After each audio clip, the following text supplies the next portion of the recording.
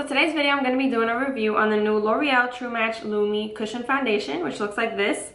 And then I also have a L'Oreal Infallible Pro Matte Gloss, which I'm going to do a really quick first impression at the end of the video, so stay tuned for that. Okay, so for the foundation, I'm going to give you guys my pros and cons. I'm also going to insert a demo. So I got mine in the color W5.5, which is not my shade. It's actually a little too dark for me, but we're going to work with it.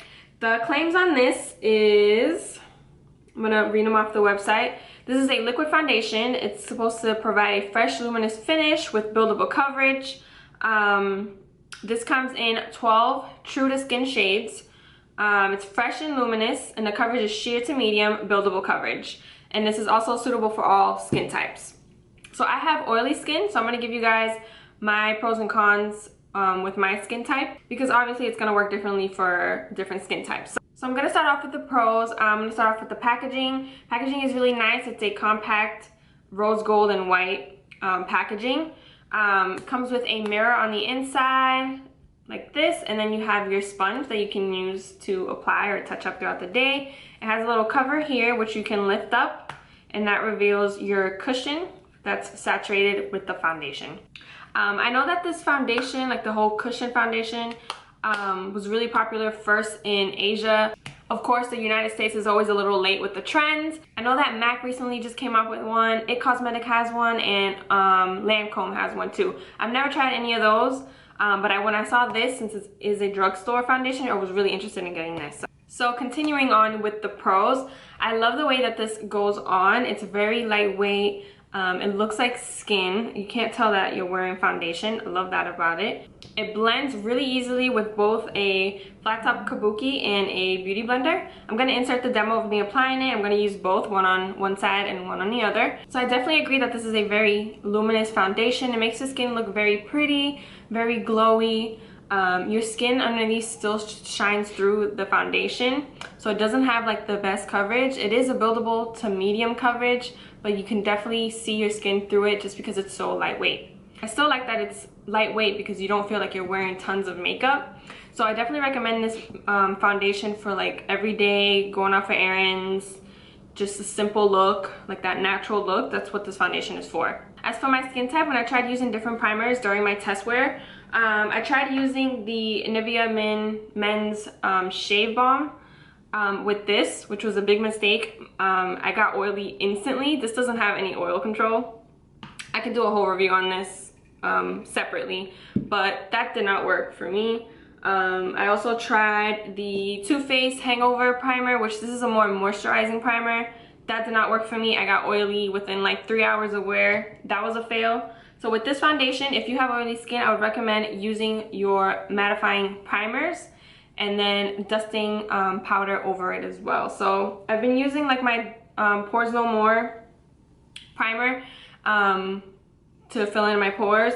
I also use my Makeup Forever Step 1 Smoothing Primer, and sometimes I mix it with the Step 1 Mattifying Primer from Makeup Forever as well.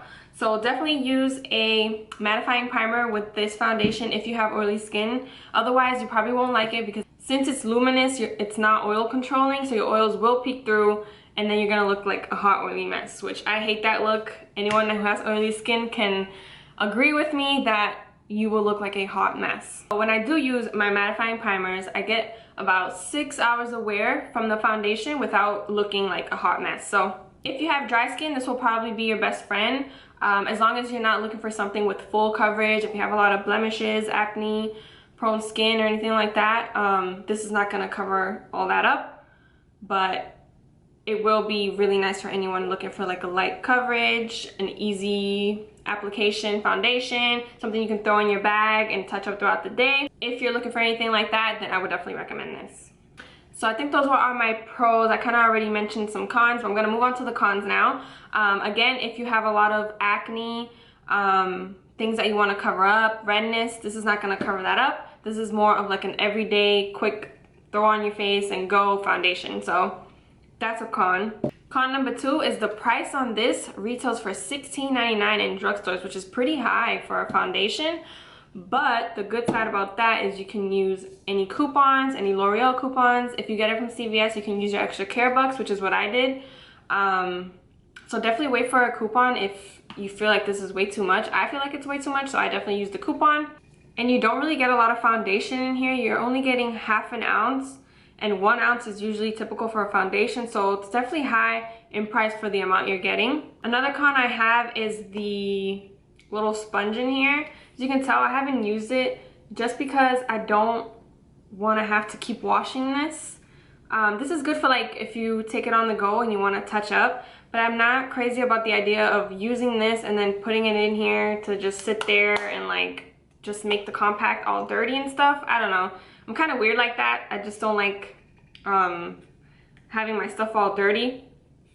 So that's why I've been using my brushes and my beauty blender. I would recommend using those if you're at home, but if you're on the go, then use the sponge that it provides. But I'm just not crazy about having all the foundation all over the place here. So that's just more of a like personal preference. So for my last con, which I've kind of already touched on, is the longevity of the foundation. I can only get about 6 hours max without having to touch up or anything like that. Like I said, if you have oily skin like me, I have to work a little harder and use my mattifying powders, mattifying primers to make this work for me. Because when I don't use any of those, then this really does not last on me. It can only get like 2 to 3 hours without looking like an oily mess. So yeah, those are my thoughts on the foundation. So next I'm going to talk about the Infallible Pro Matte Gloss. I only picked up one color just because I want to try them out. I'm not too crazy about all these matte lip colors that have been coming out at the drugstore. They say that they're matte, but they're really not. This one though has impressed me. I'm going to insert a demo of me applying it. This is actually the first time that I apply it today. It has a really nice applicator, which is flat, and then very nice and pointed at the end. It's perfect to apply all over your lips and then use the tip end to kind of line your lips. So I love that. I got mine in the color Rouge Envy, number 312, which is just like a berry color. And I really like the formula of it. It's kind of moussey when you first apply it. It's very soft, very easy to apply. It glides on like a dream. It's not completely 100% matte like any like Kat Von D or Anastasia lip colors or liquid lipsticks, but it is way more matte than like the Maybelline or the Revlon ones that have came out and claim that to be matte.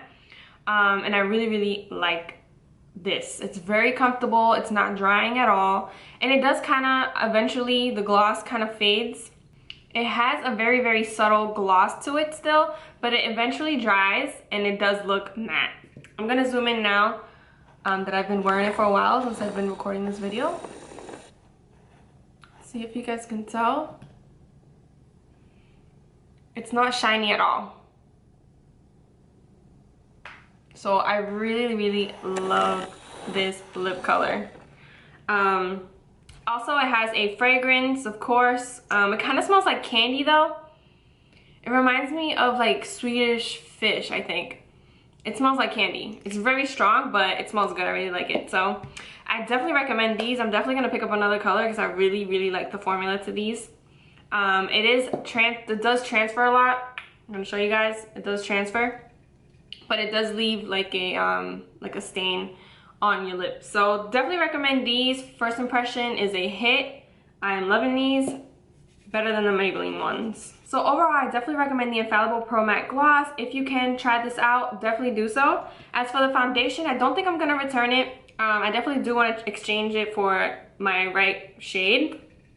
I just really like the way that how natural this looks. I kind of think of it as a BB cream, even though BB creams do not work for me at all. I cannot get any type of longevity out of a BB cream, but I can get some wear time out of this, so I definitely want to keep it.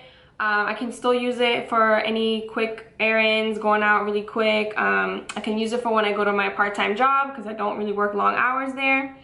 So I really do like this. I do recommend it. One of the reasons that I really like sharing my pros and cons is to kind of help you guys decide if it's going to work for you or not, if you want to try it or not, and kind of keep those pros and cons in the back of your mind. So those are my thoughts and review on the new L'Oreal stuff. Let me know what skin type you have and if you've tried this and if it works for you. I definitely would like to know. Like this video if you want to see more. Subscribe if you haven't already. And I'll see you guys on my next review. Bye guys.